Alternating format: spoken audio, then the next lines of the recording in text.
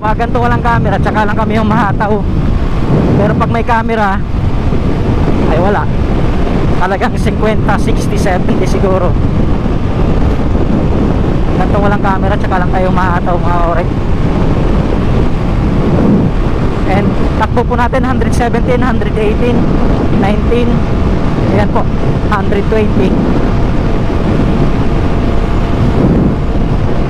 21, 22, 23, 126. Ay nako, camera naman po mga ka-orek. Yan ang pangit ito, 126 para dun sa ano. Yan po, 50 speed limit.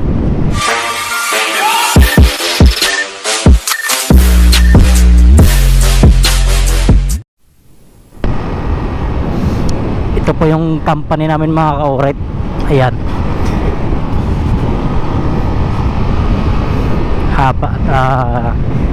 S1, S2, S3, SY. Yan, haba ng building namin. Stoplight. So, good morning as in. Lah, nagawa ng truck ng bus na to. Happy Sunday to everyone.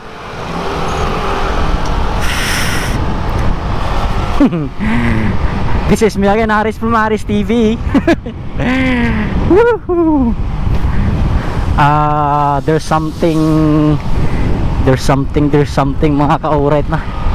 Pupunta po tayo dun sa ano, sa Taipei. Alright. And ayun na nga. Thank you so much sa mga bagong subscribe sa YouTube natin, no? Alright. Thank you so much sa nag-subscribe sa YouTube natin, and sa mga nag-follow sa Facebook page natin, Aris TV. Alright, thank you so much po, no?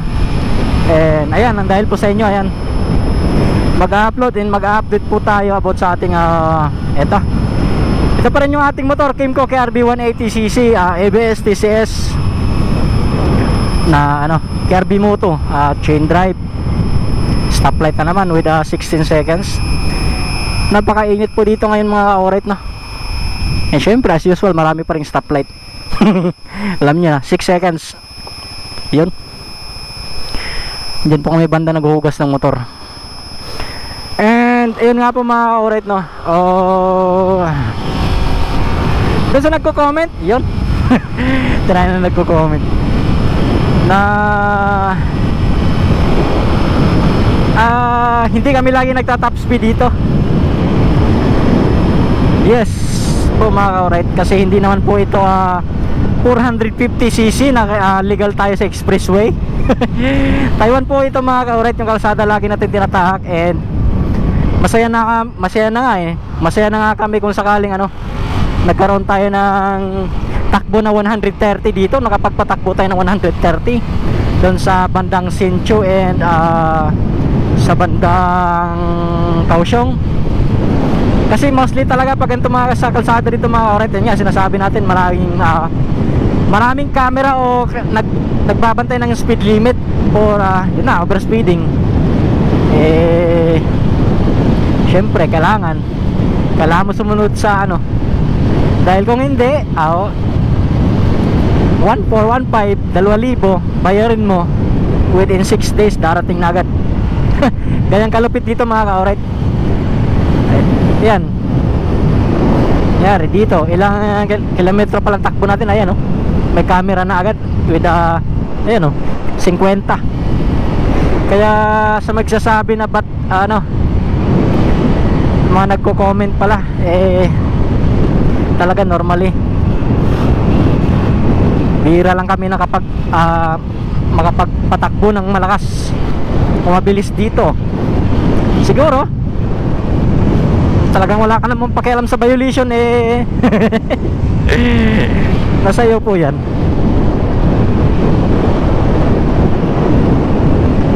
Pero sa hindi po nakakaalam mga ka-orek, no, dito po sa Taiwan, pag marami kang violation o sobrang dami na, sabihin natin mabibigat, o kahit na siguro minor na violation. Kung talagang ano, parami ng violation mo, may chance po na tatanggalan ka ng license o lisensya. Opo. So kaya yung mga tao dito ay ano, sumusunod, pero lang sa hindi. Ganun naman talaga kahit saang bansa eh. Stoplight na naman, syempre. Kahit saang bansa eh, meron naman talagang ano, hindi sumusunod. Alright. So, nagtatanong po yung motor natin, ano, almost 2 years na, no? 1 year and 9 months. Oo. 1 year and 9 months sa kamay natin.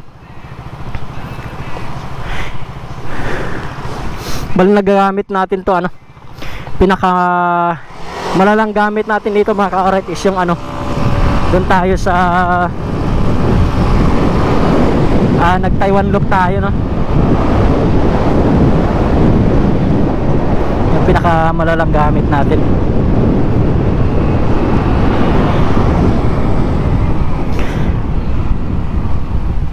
Talagang 3 days natin binakbak yung Taiwan na yun. For 3 ano na. Sa mga nagtatanong po, meron po tayo, may video po tayo yun sa YouTube natin about dun sa ano, 3 days namin na Taiwan loop. Yan, tinignan na yung tropa yung motor natin, DRGV. Yan po yung bagong ano, DRGBT, oh, na ano, SYM. Kaya tinignan niya yung motor natin, anong motor. Si tropa Checo. And yun nga, for 1 year and 9 months, wala po tayong binago, wala tayong pinapalitan, walang panggilid, walang etc. Yung nakaraan, yung sa vlog natin, nagkaroon lang po tayo na ano, nagpalinis tayo ng panggilid. Eh, yun nga, nagpalit ako ng bola. Pero, ayan, alright, sinubukan ko po magpalit ng ano, yung mababang bola. Yung stock po ng ano, ewan ko lang kung pare-pareho sa Pilipinas, no? Lalo na sa mga viewers natin sa Pilipinas. Ewan ko lang kung pareho tayo, no? But yung stock, pinapalitan ko po ng bola yung sa akin. Yung stock po na bola, yung sa akin, eh, ano, Gis o 10. O 10 po yung, 10 po yung, ano natin, 10 po yung stock na bola ng ating KRB na, ano, chain drive. Ewan ko lang kung pareho sa Pilipinas, no? Kung Gis din ba yung, ano, Gis din ba yung stock na bola? Kasi sa akin Gis eh. And sinubukan kong palitan ng 9. Stoplight na naman 31 seconds, 30. Pinalitan ko po ng 9. Umuugong po siya, which parang ang bagal ng ano, response. So ang pangit lang. Papalitan ko sana ng A11, kaso maraming tao dun sa shop nung time na yun, kay Laupan. Kaya ang ginawa ko, binalik ko na lang bumili na ako ng bagong bola na stock na Gis. Kasi nakikita ko sa ibang video 13 daw yung ano, 13 daw yung stock na bola ng KRB. Pero yung sa akin is ano lang, yung sa akin is 10. 10 po yung bola na sa akin. 10 yung ano, stock. Pinalitan ko lang muna ng ano, stock bagong bola, pero stock pa rin na ano, size 10, stock na timbang. Subukan ko sana ng A11, but marami kasing ano, kaya kami magtotropa plano namin bumili ng sariling gamit para ano, sariling gamit para kami na mismo babaklas ng ano, motor namin. Pero yun nga, tulad sinasabi na, nasa Taiwan tayo, wala tayo sa ano, wala tayo sa Pilipinas. Dito po mga oret, hindi ka basta-basta makapag-ano dito. O sakaring yung iba nagpo-post ng nagbabaklas o nag-ayos ng mga motor, may authorized po yan. Dahil kung wala, may chance na madaanan tayo ng pulis, mako-question po tayo. Isang beses nangyari na sa amin yan, nagpalinis din ako ng panggilid dati. Na-question po ako na ano, na-question kami ng mekaniko na pinunta ko. Na-question na kaninong motor. Siyempre tiningnan yung papel. Yun, So syempre dapat maayos naman, kompleto naman ang papel natin. Stoplight na naman, may ano, license. Ayan, stoplight na naman po mga ka-alright. So pag ganito walang camera, tsaka lang kami yung mahataw. Pero pag may camera ay wala, talagang 50, 60, 70 siguro. Ganito walang camera, tsaka lang kayo mahataw mga ka-alright. And takbo po natin 117, 118, 19, ayan po, 120, 21, 22, 23, 126. Ay nako, camera naman po mga ka-alright. Yan ang pangit ito, 126 para dun sa ano, yan po, 50 speed limit. So kailangan natin mag minor.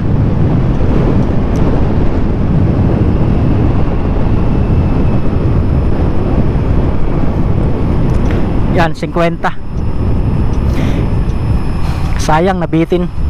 126 po yun kanina. Yun. Sana naman po maintindihan nyo about dun sa mga nagtatanong ba't di tayo laging nagbabakbak ng malakasang takbo. Lagi may camera eh. Pero maganda po na motor na ito mga ka-alright, ano? Napakadali lang niya kuhanin yung ano, 126, 130. Yun nga, pinakamabilis natin nung doon tayo sa ano, sa Sincho. 130. 134 lang yata yung sa akin. Yung sa kasama natin nga pa rin motor natin, naka 137 daw siya. 137. Puro stock lang po, hindi pa po kami nagpalit ng panggilid. Yung kasama namin minsan sa mga rides, napapansin nyo, yung malalakas yung mga arangkada, like yung Porsche tsaka yung Ogar na Yamaha, nagpabili po sila ng ano, speed tuner galing sa Pilipinas kay Mickey Maso. Bali yung tropa o nagbakasyon, pag uwi dito nagpadala po sila ng speed tuner na panggilid para sa Porsche. And yan, grabe to si bossing. Oh, ito tunay na vlogger. Ang dami niyang camera ang hawak. Oh, lupit mga ka-alright. Isa, dalawa, tatlo, apat, apat na camera. Lupit, malo. Oh mga ka-alright, oh, apat na camera yung dala ni tropa. Oh, nasa helmet niya lahat. Grabe ba? Talagang safe na safe yung ano niya. Walang magluloko. Habulin natin. Ayan mga ka-alright, oh. Nasa helmet, napansin nyo ba? Ayun, oh, nasa helmet niya ano, apat na camera. Pareho tayo ng ano, pupuntahan, turn right. Habulin natin. Ayun, oh, para makita nyo. Ayun po, daming camera ni Bossy.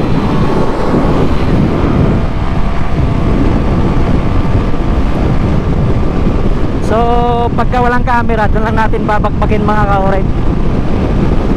Stoplight na naman sa unahan. Ang kagandahan lang po, paulit-ulit no, sa motor na to mga ka-alright, 46 seconds. Yung ibang motor kasi pag natakbo ka ng 100, 110, pumapagpag na o nagaganong-ganon na yung motor mo. Ang tawag dito, parang inaarod ng hangin.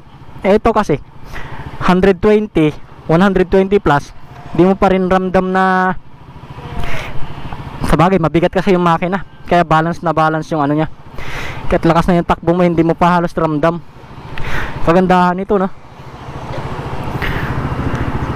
And syempre pangalawa, anti-lock o ABS braking system, napakaganda for emergency brake.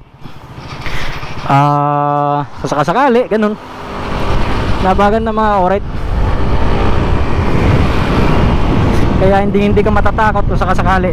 Dito tayo sa motor lane. Sakasakali, hindi ka matatakot na ano,